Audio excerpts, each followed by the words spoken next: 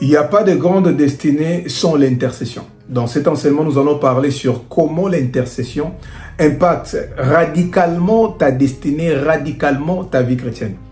Beaucoup d'enfants de Dieu ne savent pas que tu peux carrément rater ta destinée si tu ne sais pas intercéder pour les autres. Tu ne peux pas avoir une bonne vie chrétienne, tu ne peux pas avoir les dons spirituels qui sont opérationnels, tu ne peux pas aiguiser tes dons spirituels si tu ne sais pas intercéder pour les autres. Si tu crois que l'intercession c'est pour un groupe de personnes, ce n'est pas pour toi, tu vas rater énormément de choses dans ta destinée. Et le problème aussi, ce n'est pas le peuple de Dieu, mais ce sont les pasteurs, beaucoup de pasteurs qui ont mal parlé de l'intercession. Aujourd'hui, lorsqu'on parle de l'intercession, pour beaucoup de chrétiens, c'est un département de l'église qui prie pour le pasteur, qui prie pour l'œuvre de Dieu, alors que lorsqu'on est enfant de Dieu, on est appelé, on est obligé d'intercéder pour les autres. Tu dois comprendre une chose. Quand tu as une grande destinée, cela veut dire les destinées de plusieurs personnes dépendent de ta destinée. On le voit avec les apôtres. La première fois que Jésus parle aux apôtres concernant leur destinée, c'est dans Matthieu chapitre 5, le verset 13. Il leur dit, vous êtes le sel de la terre. La terre là, ce sont les hommes. Vous êtes la lumière du monde. Le monde là, ce sont les hommes. Jésus voulait simplement dire que vous n'êtes pas là seulement pour vous. Vous ne devenez pas enfant de Dieu seulement pour vous, mais c'est pour les autres. Vous êtes le sel, c'est-à-dire votre vie doit donner la saveur dans la vie de plusieurs personnes. Cela veut dire les autres doivent être éclairés par votre vie, par votre destinée. Il dit même, lorsque le sel perd sa saveur, on va le fouler aux pieds par les hommes. Ton importance devant Dieu, ton importance devant le monde, c'est lorsque ta vie impacte la vie des autres. Lorsqu'on dit que tu as une grande destinée, cela ne veut pas dire seulement que tu dois donner de l'argent pour ta famille. Cela ne veut pas dire que tu dois subvenir aux besoins de ta famille. Cela ne veut pas simplement dire que tu dois être là pour les autres. Non, mais cela veut dire il y a des lois de famille qui doivent s'arrêter grâce à toi parce que tu es enfant de Dieu, parce que tu sais fléchir tes genoux pour prier pour ta famille. Il y a une maladie qui est en train de régner dans ta famille, qui doit prendre fin grâce à tes prières. Il y a des choses obscures qui se passent dans ta famille. Ça doit s'arrêter grâce à tes prières. C'est ça la mission parfois que Dieu t'a confiée. Lorsque tu as une grande destinée dans ta famille, cela veut dire tu dois être à mesure de fléchir tes genoux pour prier pour ta famille. Il n'y a rien qui peut influencer la vie d'une personne plus que la prière. Moïse n'était pas libérateur pour lui-même. Moïse était libérateur pour le peuple d'Israël. Moïse était important pas parce qu'il s'est libéré. Non, Moïse était important. Jusqu'aujourd'hui même en Israël, c'est parmi les prophètes les plus respectés parce que sa vie était pour les autres. Et Moïse ne pouvait jamais libérer le peuple d'Israël. Moïse ne pouvait jamais atteindre sa destinée, réussir dans sa mission s'il n'était pas à mesure d'intercéder pour son peuple. Quand Pharaon refusait, quand Dieu endurcissait le cœur de Pharaon, Moïse devait intercéder. Même dans le désert, on voit même quand Dieu a voulu tuer ce peuple, Moïse a intercédé pour ce peuple. Tu ne peux pas avoir une grande destinée pour ta famille si tu ne sais pas intercéder pour ta famille. Il y a des choses qui doivent changer dans ta famille. Toi, il ne faut pas attendre que tu deviennes d'abord riche pour que tu sois une grande bénédiction pour ta famille. Mais lorsque tu sais prier pour ta famille, lorsque tu sais intercéder pour ton mari, lorsque tu sais intercéder pour tes enfants, il n'y a rien au monde qui peut influencer radicalement la vie de tes enfants, la vie de ton mari, plus que la prière. Non, ça n'existe pas. Il y a des gens dans ce monde qui ont besoin de ta prière. Il y a des gens qui ne connaissent pas Dieu. Aller évangéliser, c'est bien, mais celui qui touche les cœurs, c'est Dieu. Avant d'aller parler sur les riz pour parler de Jésus, il faut déjà la nuit que tu apprennes à fléchir tes genoux pour prier pour toutes ces âmes perdues. Toutes ces personnes que Dieu a utilisées puissamment dans la Bible étaient des intercesseurs. Abraham devait intercéder pour Lot. Samuel devait intercéder pour Saoul. On voit même quand Dieu a rejeté Saoul, Samuel était là pour intercéder pour Samuel. On voit Moïse, il était là pour intercéder pour son peuple. On voit Jérémie, même quand Dieu rejetait le peuple d'Israël, Jérémie était là pour intercéder en faveur du peuple. Tout celui que Dieu a utilisé puissamment dans la Bible était d'abord intercesseur. On va lire un passage de la Bible qui va vraiment nous expliquer ce dont je suis en train de parler. Nous prenons Jérémie chapitre 15, le premier verset. La Bible dit, « L'Éternel me dit, quand Moïse et Samuel se présenteraient devant moi, je ne serai pas favorable à ce peuple. Chasse-le loin de ma face, qu'il s'en aille. » Ici, on voit Jérémie qui est en train de prier pour le peuple d'Israël. Mais Dieu lui dit, même si Moïse s'est présenté devant moi, même si Samuel s'est présenté, je ne vais pas écouter. Mais Dieu, pourquoi tu nous parles de Moïse? Pourquoi tu nous parles de Samuel? C'est comme quelqu'un qui te dit, je ne veux pas sortir. Peu importe la personne qui viendra là, je ne veux pas sortir. Même si le président de la République venait là, je ne veux pas sortir. Quand on donne ce genre d'exemple, c'est pour dire que le président de la République, ce n'est pas n'importe qui, mais malgré ça, je ne veux pas sortir. Quand Dieu parle de Moïse et de Samuel ici, c'est pour dire, il y a des personnes que Dieu écoutait. Il y a des personnes à qui Dieu répondait facilement. Et parmi ces personnes-là, il y a Moïse, il y a Samuel. Et quand on regarde bien ces deux personnes, c'était des bons intercesseurs. On voit comment Moïse pleurait dans la présence de Dieu, comment Moïse suppliait Dieu. Même quand Dieu a dit que c'est fini, ce peuple doit mourir. Comment Moïse intercédait pour ce peuple. On voit Samuel, même quand Dieu a rejeté Saoul, et Samuel était là nuit et jour pour prier. On comprend que nous sommes tous enfants de Dieu. Dieu nous aime nous tous. Mais on n'occupe pas la même position dans la présence de Dieu. Dieu parfois répond d'abord aux uns et aux autres après. D'ailleurs, c'est la raison pour laquelle parfois lorsque tu as un problème, tu pries et tu n'as pas de solution. Tu ne vois pas d'exaucement. On voit certaines personnes, on voit parfois les hommes de Dieu pour leur dire, papa, prie pour moi. Papa, intercède pour moi. Pourquoi? Parce qu'il y a des personnes à qui Dieu répond facilement. Il y a des personnes qui sont toujours agréables dans la présence de Dieu. Et pour être ce genre de personnes, il faut que tu sois un bon intercesseur. Sinon, jamais tu peux occuper ce genre de position dans la présence de Dieu. Où Dieu dit, même quand Moïse venait là, je ne vais pas écouter. Tiens, c'est que Moïse n'est pas n'importe qui. C'est que Moïse, lorsqu'il fléchissait ses genoux, Dieu écoutait toujours. Pour atteindre cette dimension-là, tu ne peux pas être le genre de chrétien qui prie seulement pour son mariage, qui prie seulement pour sa maternité, qui prie seulement parce que je suis malade. Ah non, tu dois être en mesure, parfois, de mettre tes problèmes de côté, de mettre ta vie de côté, mais prier pour ta soeur qui est stérile. Prier pour ton frère qui galère encore pour trouver le travail. Prier pour cette maman-là, tu vois, elle est malade. Prier pour toutes ces âmes perdues. Priez pour tous ces enfants de la rue que tu vois. Priez pour ton frère qui n'a pas donné encore vie à Jésus. Tu as une grande destinée dans ta famille, c'est pour prier aussi. Arrêtez de pleurnicher. Arrêtez de parler du mal de tes soeurs. Mon frère, vraiment, regarde ce qu'il fait. Ma soeur, vraiment, regarde ce qu'elle fait. Mais tu n'as jamais du temps pour prier pour toutes ces personnes-là. Ça sera très difficile pour toi que le ciel reste toujours ouvert lorsque tu fléchis tes genoux. Laisse-moi te dire, il y a des personnes... Lorsqu'il fléchit ses genoux, le ciel reste ouvert. Pourquoi? Dieu sait que lorsqu'elle vient dans ma présence, il prie toujours pour toutes ces personnes-là. Écoute, il y a des personnes que Dieu veut sauver. Il y a des personnes que Dieu veut délivrer. Il y a des personnes que Dieu veut visiter. Mais Dieu demande qu'il y ait une personne, un homme intelligent qui peut invoquer Dieu, qui peut chercher la face de Dieu pour toutes ces personnes. Et si toi, tu peux être ce canal par lequel Dieu peut passer pour visiter la vie de plusieurs personnes, et ta vie restera la même. Non, il faut être stratège. Lorsque tu pries, tu es un bon intercesseur.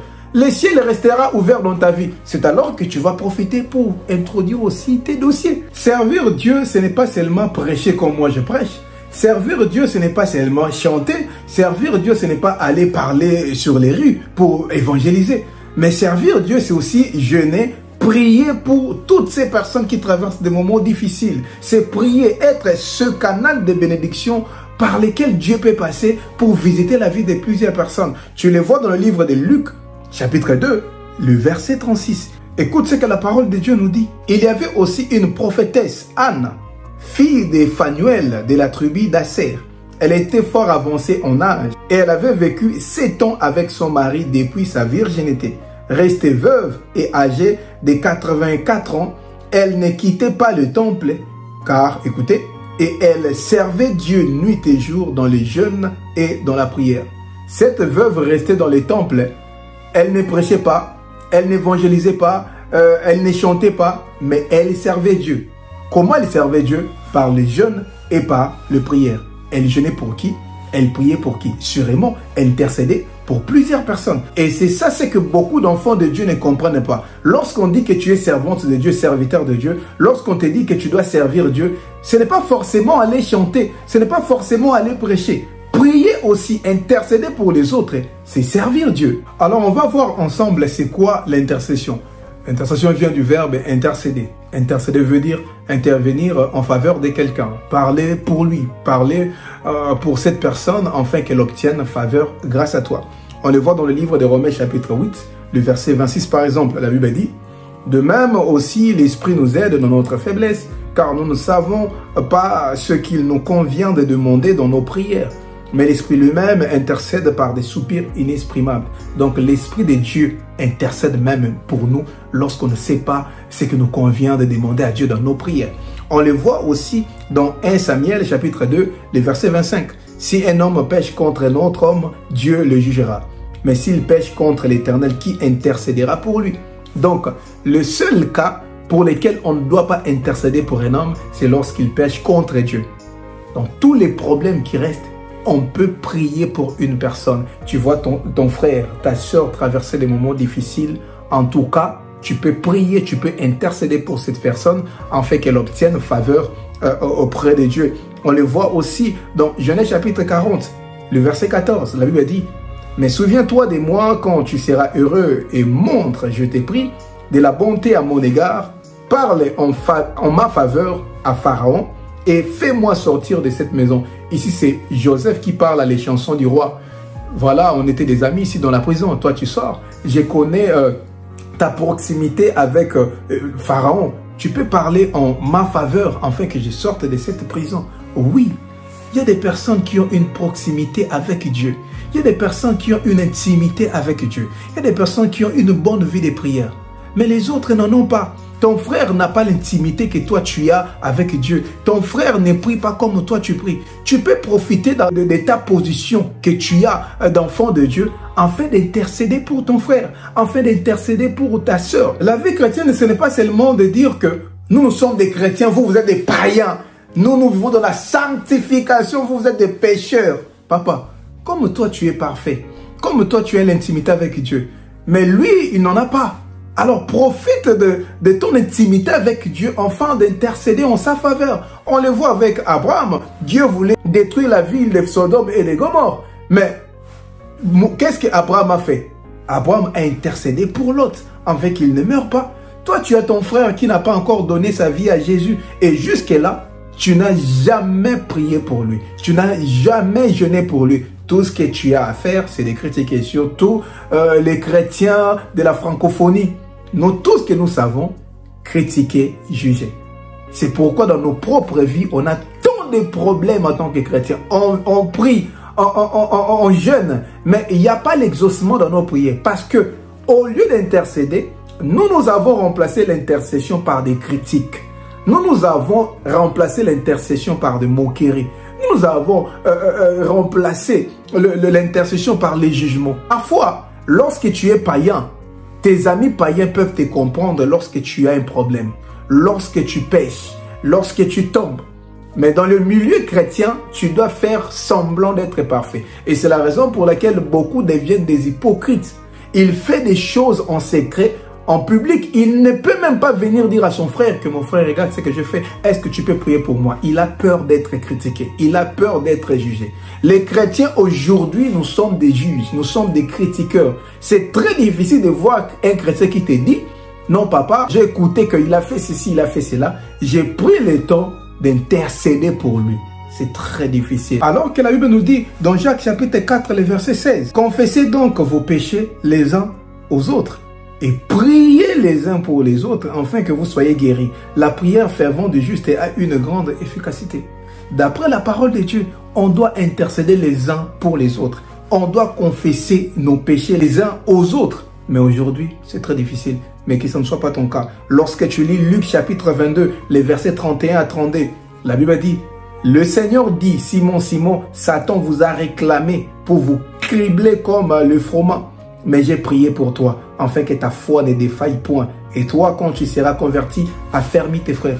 Même Jésus intercédait pour Pierre. Même Jésus intercédait pour Pierre. Lorsque tu vois Jérémie chapitre 29, le verset 7, la Bible dit, recherchez le bien de la ville où je vous ai mené en captivité et priez l'Éternel en sa faveur parce que votre bonheur dépend du sien. Donc même les pays dans lesquels nous sommes, on doit prier. Non, j'aime pas la France, j'aime pas les États-Unis, j'aime pas le Congo, j'aime pas le Cameroun. Tu dois prier pour le Cameroun parce que ton bonheur dépend du bien de ces pays-là. Parce que s'il y a la guerre en France, toi, tu ne seras pas heureux. Tu n'auras même pas le temps pour aller à l'église. C'est pourquoi il faut prier pour la France. Parce que intercéder pour les autres impacte ta destinée, impacte ta vie de prière, impacte ton intimité avec Dieu, impacte tes dons spirituels. Dieu ne peut pas déposer une dose d'onction particulière dans ta vie si tu ne fais rien avec cette onction-là. Dieu ne peut pas déposer une onction dans ta vie pour que tu pries seulement pour ta vie. Non. Quand est-ce que Dieu va te donner les dons de guérison? Quand est-ce que Dieu va te donner les dons de révélation? Toi, tu ne pries pas pour ta famille. Pourquoi Dieu doit commencer à te parler sur ta famille? Parce que tu ne vas pas prier après. Ce n'est pas en vain que lorsque Dieu a voulu détruire Sodome et Gomorrhe, il a parlé à Abraham. Parce qu'il savait que Abraham pouvait intercéder pour l'autre. Toi, Dieu ne te parle pas parce que tu ne pries pas. Dieu te parle seulement des personnes pour qui tu pries. Cela veut dire, lorsque tu commences à développer l'esprit d'intercession, tu commences à aiguiser tes dons spirituels. Dieu ne peut pas te laisser prier chaque jour pour les gens sans pour autant te révéler des choses concernant ces personnes-là. Dieu ne peut pas te laisser prier chaque jour pour ta famille sans que Dieu puisse t'orienter, te dire des choses concernant ta famille. Si tu veux que Dieu commence à t'utiliser puissamment, apprends à prier pour les autres. Dieu ne viendra pas t'utiliser pour toi-même. Dieu viendra t'utiliser pour les autres. Quand tu as cet amour-là, ce désir-là pour prier pour les autres, là, tu vas pousser Dieu à t'utiliser puissamment. Pour finir, sois toujours concentré lorsque tu fermes tes yeux pour prier. Car il arrive des fois, pendant que tu pries, tu vois dans ton esprit l'image d'une personne. Et ce n'est pas en vain que Dieu te montre cette personne. Cela veut dire que tu dois commencer à prier pour cette personne. Parce que c'est ça l'intercession en mathématiques. Lorsque tu as deux lignes qui se croisent, il y a la première ligne qui allait dans cette direction, il y a une autre ligne qui vient pour le percuter. Le croisement là, on appelle ça l'intercession. Et c'est ça aussi l'intercession. Parce que lorsque tu pries, tu avais une pensée initiale. Mais tu sens dans ton esprit une autre pensée qui vient pour percuter la première pensée. C'est-à-dire, tu dois suivre ça. C'est ça, être conduit par l'esprit. Tu viens prier pour ton mariage, mais tu sens dans ton esprit que tu dois prier pour ton frère. Même si tu ne sais pas pourquoi, commence simplement à prier pour lui. Peut-être ton frère devait faire l'accident le lendemain, mais parce que toi, tu as prié pour lui, Dieu l'épargne de cet accident-là. Tu vois l'image de ton enfant.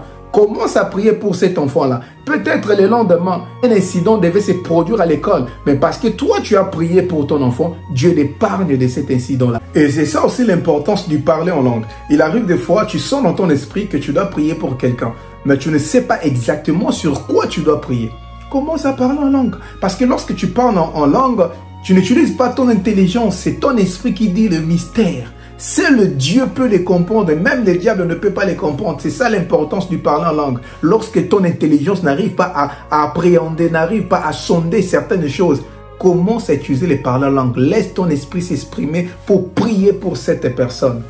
Et tu verras comment Dieu va commencer à t'utiliser puissamment dans beaucoup de dons spirituels. Que Dieu vous bénisse abondamment. Partagez cette vidéo avec des personnes qui te sont chères parce que ça sera aussi une source de bénédiction pour elles. Que Dieu vous bénisse et on se voit au prochain enseignement.